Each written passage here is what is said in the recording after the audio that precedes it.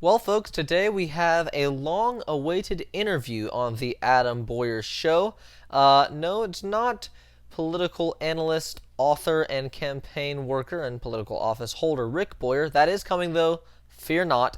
Today we have my own personal friend Andrew. You've seen him maybe in a video on this channel before. And today we have him on the phone with us. He's going to answer and try to explain a little bit to us as far as to a very interesting position he holds on police. All coming up next on The Adam Boyer Show. In a world gone crazy, common sense, logic, and Christian values are needed. Adam Boyer is here to provide you all three in The Adam Boyer Show.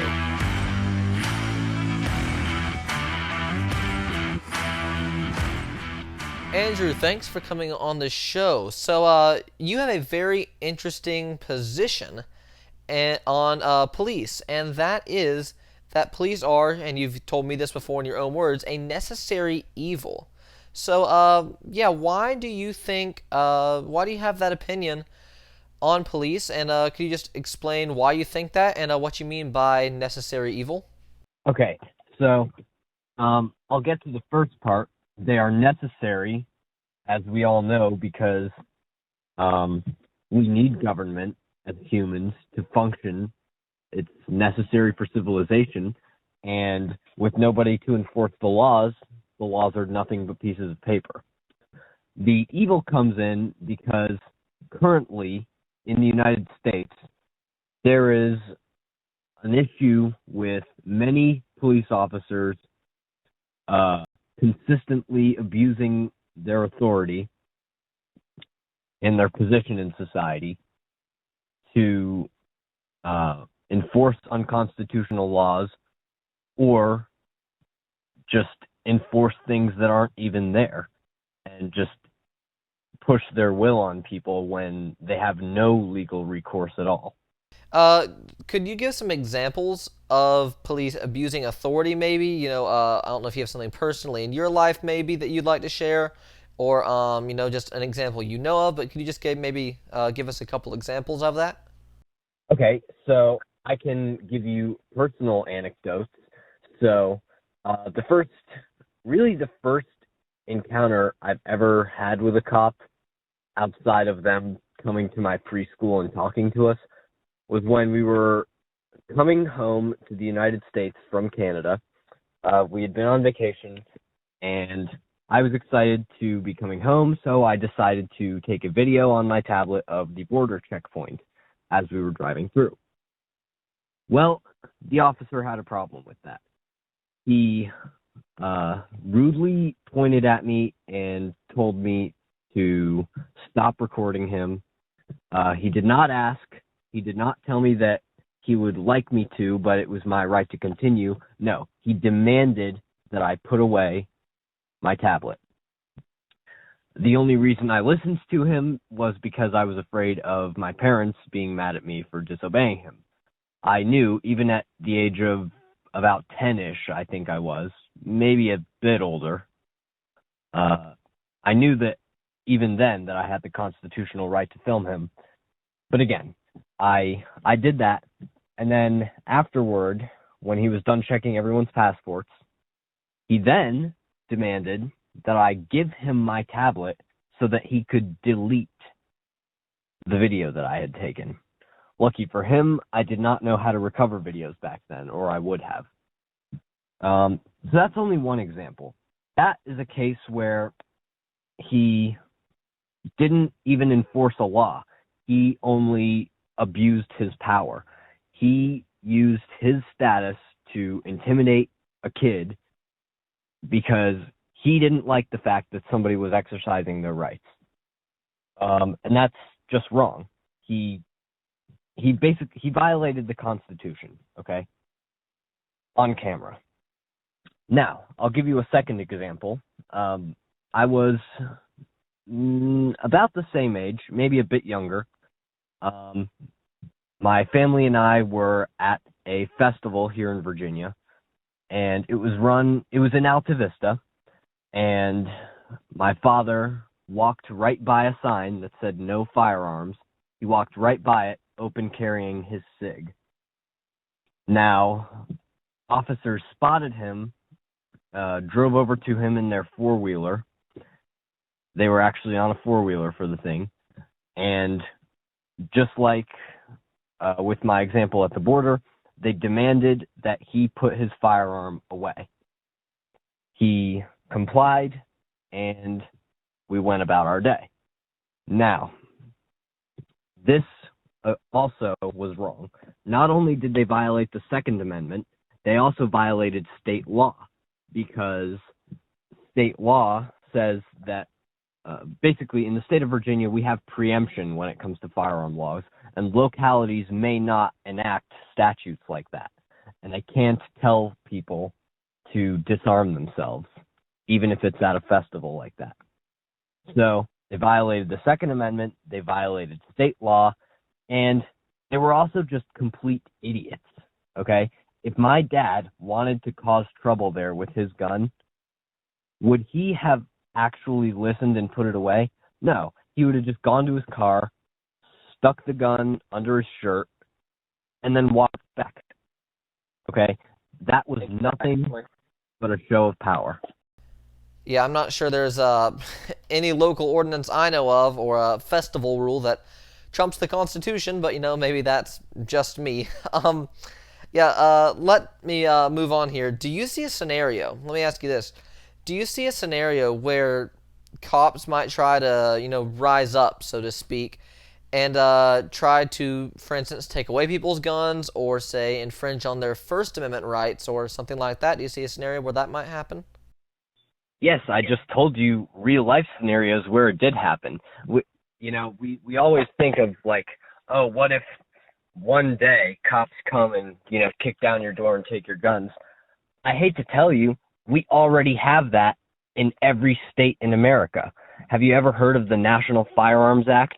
Okay, that unconstitutional garbage tells people that they can't have certain three-dimensional shapes, basically. Okay?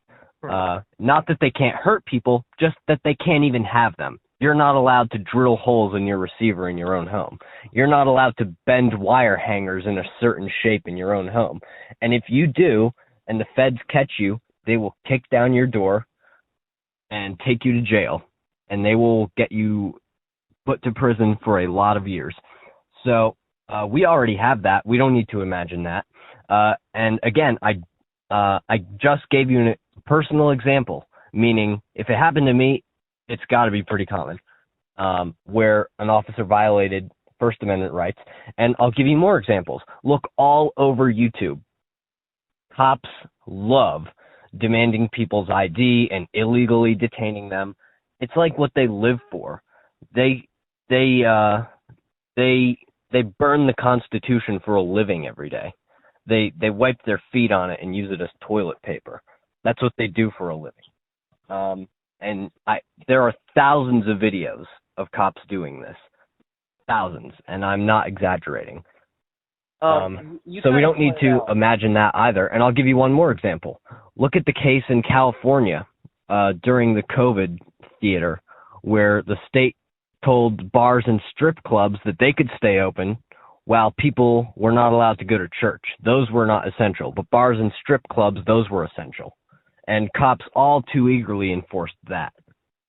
What you were saying kind of about, police barging in unconstitutionally and all that, reminded me of the red flag law provision that is included in the gun control law that was just passed by the Congress and signed by Biden into law. One of the things it does is give funding to states that want to impose unconstitutional red flag laws. So could you tell us, just explain those a little bit? I know you're kind of a scholar on this issue. Could you explain red flag laws to the viewer and why they're a bad idea? So red flag laws are also known as extreme risk protection orders. They're basically an excuse to violate the Constitution in multiple ways. Okay. First of all, they violate the Second Amendment because they involve the confiscating of firearms with no trial, and basically, and different states do it differently, but the basic way it works is somebody reports you, says that for whatever reason, you are too dangerous to have a gun. And if a judge says, yeah, that makes sense, cops can just go and take your stuff. This is completely ridiculous because if they are a criminal, this doesn't hurt them at all. They don't care. Even if you take all their guns, what's that to them? They're just going to steal another one.